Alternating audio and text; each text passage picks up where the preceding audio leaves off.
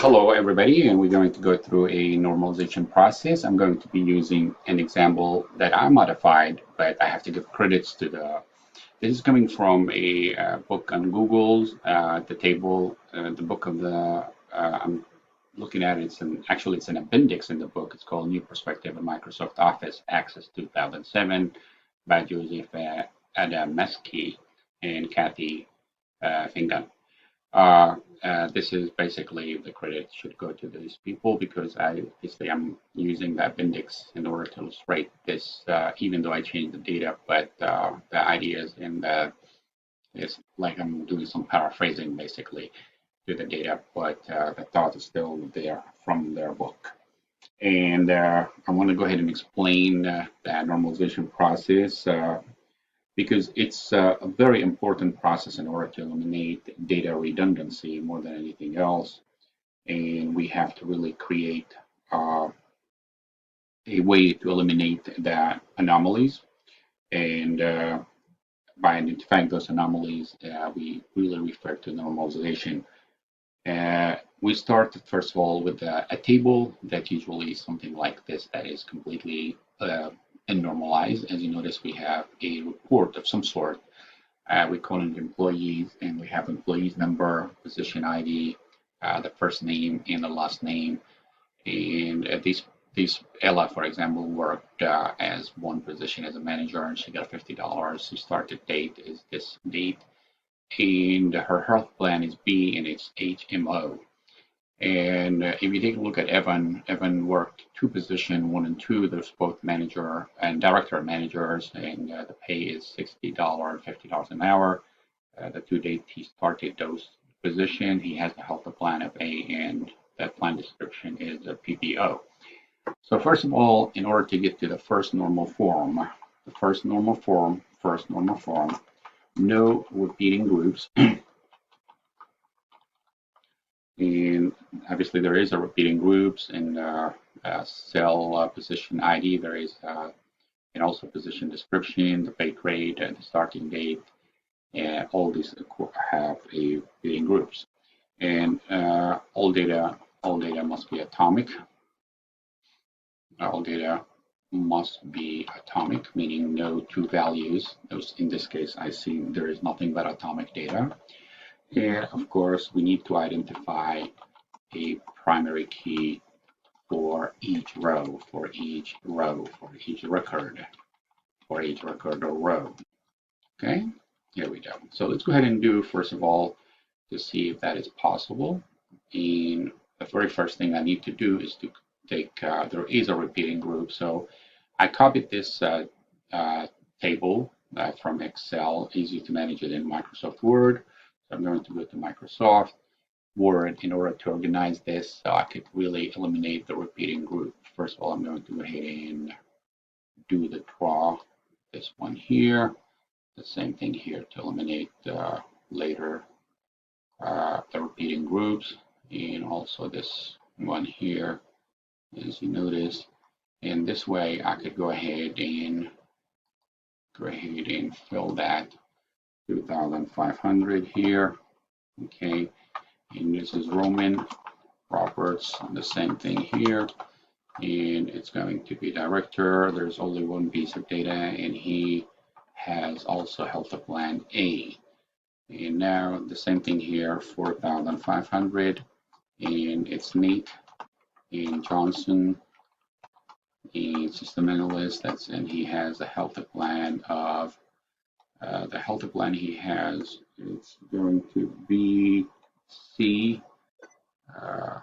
One second here, and we're going to go ahead and say C here.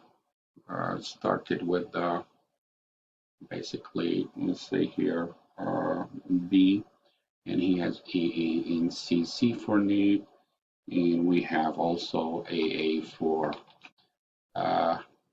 6,000 here, and that is Yvonne, and that's Woods, last name, and he has worked as manager and director manager, and also he has a PPO. So this is actually eliminate the repeating groups.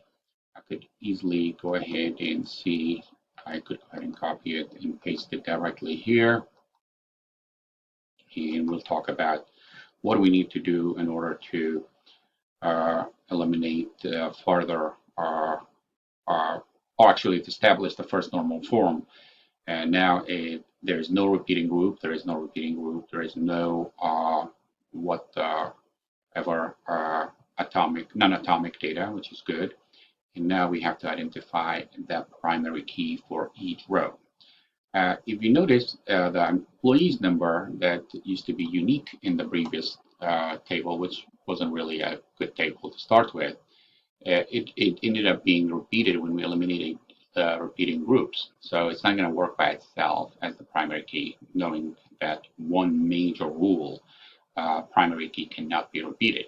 So if I took the employees numbers and jointly combine that with the position ID, and you would notice because position ID and employees number could work together as both of them jointly as a composite key in order to create a primary key that uniquely identify each row. That would be much better in this case. So we now have a primary key that is made of two keys, the employees number and the position ID. We call it composite key.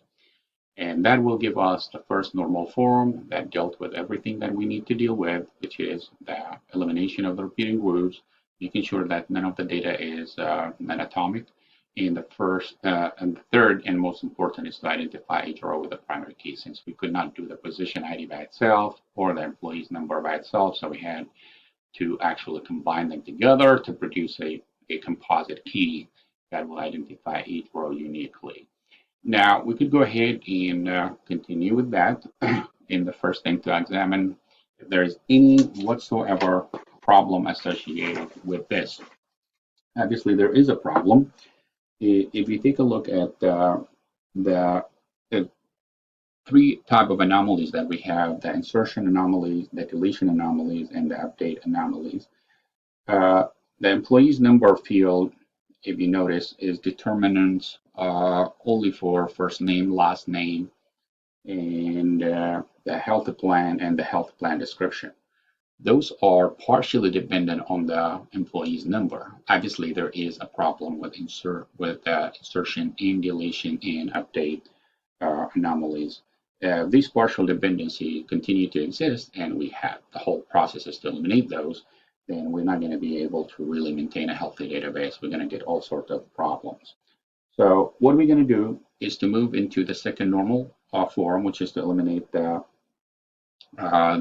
partial dependency. The partial dependency, as you notice, is going to really eliminate any data that is dependent on part of the primary key. So as you notice, as we call it, the second normal form does get obtained if it does not contain any partial dependency. So we wanted to remove the data partial dependency by looking at each and every one NAND keys and see if they actually dependent on both of them or dependent on part of the composite key. So if you take a look at it, employees number, that by itself, we have the first name of the employee, the last name of the employees, and the health plan and the health plan description. So those are going to be actually a table by themselves, and I'm going to continue to call it an employee. There we go. But those going to be basically this one here, and I'm going to hold the control here, first name, last name, okay, and we're going to get the health plan and the health plan description or plan description. Here we go. And I'm going to copy those. Okay, now we're going to paste it as the employee. We're going to actually have the employee's number as the primary key for this new table. And there is no need to really repeat any data because there's only one single primary key, one single value for the primary key. So we could go ahead and delete any redundancy here whatsoever. And I could go ahead and take that as well. Delete that. All right, we have, it's actually good health. I'll go ahead and fix that. with the copying that wasn't done correctly. It's going to be called good health. And of course, we need to take one of the Evans away. Here we go. Let's go ahead and do that between those two. And we're going to delete it. So we're left with one. That was actually perfect. We have the employee's number, and we have the first name, last name, health name, and plan description, all dependent on the employee's number. So that's dependent on partial of the primary key. So we ended up removing it. The second thing that we want to take a look at to see if a position description that is dependent only on the position ID. And the pay grade is basically dependent on the position ID as well. The starting date is depending on both the employee's number and the position ID. So what I want to do here in this case, I wanted to first of all to take another table and call it position. That is going to really take the position description, position ID as the first. Okay, you notice it's going to come naturally, really, when you think about it, in position description, and also it's going to take the position, the pay grade for the position, and that is going to, I'm going to copy all of this, and we're going to paste it here. We're going to eliminate the thing that, actually, let's go ahead and copy it down here, and eliminate anything that is not part of the primary key, now the position ID. So if the primary key cannot be repeated. So if you notice here, 2, 2, 3, 3, we need to take one of the coder out right away. And we're going to already have the one there, which is the director. So we're going to delete that. And also we're going to take the manager because we already have it up there. So this is, will eliminate. This is good to see it one step at a time. So we have the position ID 2, 1, 3, 4 out of the original table. Of course, I could go ahead and sort those if you wanted to do that. I could easily do it if you want to put it into 1, 2, 3. That comes later. Here we go. Sort along with the other pieces of data. To do this, we have to select everything basically. Here we go. And I'll go ahead and sort it. Okay, there's merge cell that we should be eliminating. Here we go. Right. Take out the merge cell. All right. We messed it up a little bit. No problem. I'll go ahead and take that up from here. Take the merge cell out. And take the merge cell out. Okay, and this one here, 78. And this is an Excel issue. It has nothing to do with what we're trying to do in this case, but it would be good for us to realize also this one here is merge. So we can take that out. Here we go. 90 is just coming from Word actually, and here we go. Delete that. And now we could go ahead and sort those. This one here. Sort them. We need to sort that by this one here. Oof, I did that with a song here. Let's go ahead and get that out. Sorry, I'm taking too much time with this one here. That out. And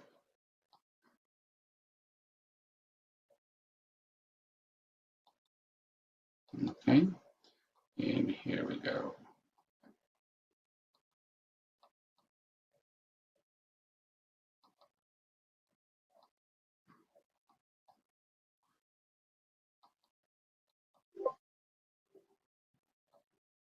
All right, that's sorting it just for the sake of showing you. We ended up having to do the same thing.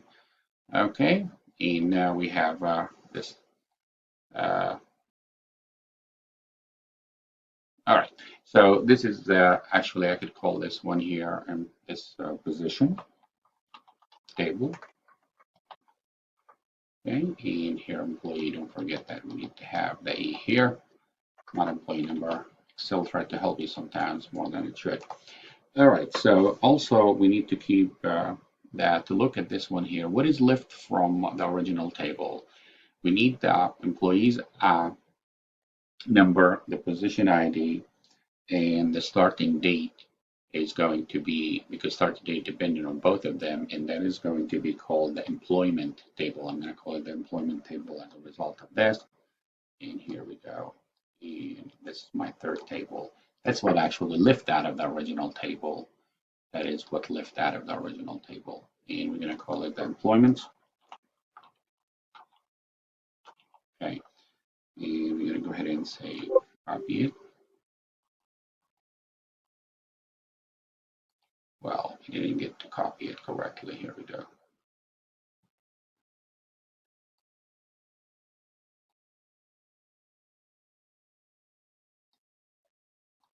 And here we go.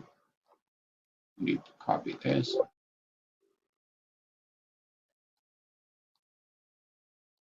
because we have a problem with this one here. All right, here we go. Let's go ahead and do that also as well. Let me go ahead and do this. And I'm going to copy this, paste it here, and I'm going to go ahead and delete all this, delete all that, and also delete all that.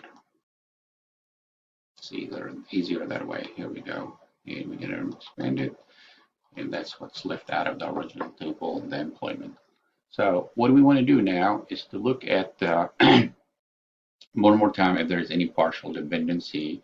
There is no partial dependency because there is only one primary key in this table. So that's already dealt with the partial dependency. That only will be caused if we have more than one uh, value for a primary key. The same thing, there's no partial dependency here. Here, there's only one left piece of data or starting data dependent on both of them. So since it is dependent on both of them, there's no partial dependency. So now we could go ahead and take a look at the third normal form, which is no transitive dependency, which means a key that is non-key on the dependent on the a key that is dependent on another non-key. So this is what we're going to look at the table. Actually here, I could take a look. There's only one non-key here in this table, so there is no way we should be worried about it. The base grade is depending on the position ID, so and the position description is depending on the position ID, so there is position grade is not dependent on the position description. First name is dependent on the employees numbers, and the last name is dependent on the employee's number. The health plan is dependent on the employee's number. However, if you take a look at it, the plan description is not dependent on the employee's number. It's dependent on, I already caused a problem here by forgetting to really describe what is the plan description here, which is PBO. Therefore, this one here, as you notice, is going to be, or clearly is dependent on the health plan. So the transitive dependency took place as a result of the non-key plan description is dependent on the health plan, which is also a non-key field. So what we need to do in order to get this into the third normal form is to take these two here and copy them and take them down here and create another table, which is going to be our fourth table, and eliminate any data redundancy in this table because the health plan has become subtly the primary key, so it cannot be repeated. And therefore, this will be here. Let me go ahead and get that format here. Okay. And this is basically, let me go ahead. It wasn't really done correctly. Here we go. Let's go ahead and do it. It's easier this way because of the merge cell really confuses the whole thing. And now, as you notice, it's going to be here. That is the description. Now we could go ahead and say, I don't need this anymore because the plan description is, I don't need it. in this case. So just the health plan is going to be enough for me to really know what is the health plan description in this case. So this is a table by itself. When I say P, I will be able to see. Let me go ahead and delete this first of all, and I will explain to you how these two tables are going to be linked. This became the foreign key. It's going to be referred to as a foreign key. Here we go. I'm going to go ahead and turn it into green, foreign key. And this is a foreign key to the table that I'm going to be calling this table as the health benefits according to, here we go, health benefit. This is going to be called health benefit table. And the health benefit is going to be, this is the primary key, which is going to be directly linked to the other table, which is the employment table. One second here, I'm going to go ahead and get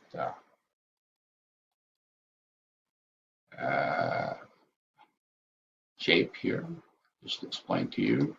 This one here is going to be, go ahead and show you. This is going to be basically linked to this one here as the foreign key. Now, the employment table is going to be working as the junction table between the employees table, which that has the employee's number, and also the position table, which has the position ID. So now, if you notice, also this is going to, if you notice, this is going to be as this. This is going to be linking this. Actually, this is coming, the one is going to be the position ID from the position table. There we go. And that become the foreign key.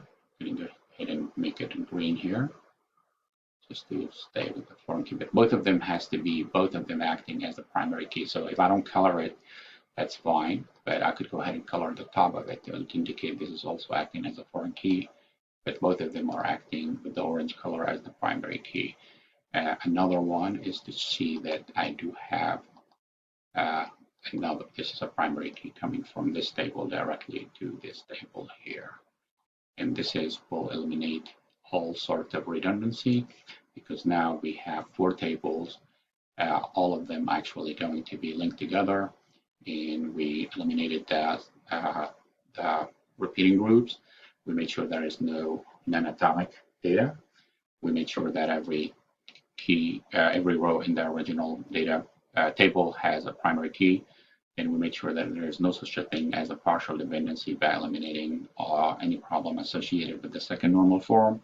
And the third normal form is no transitive dependency, which eliminated all the anomalies associated with the updating, insertion, and deletion. Try it.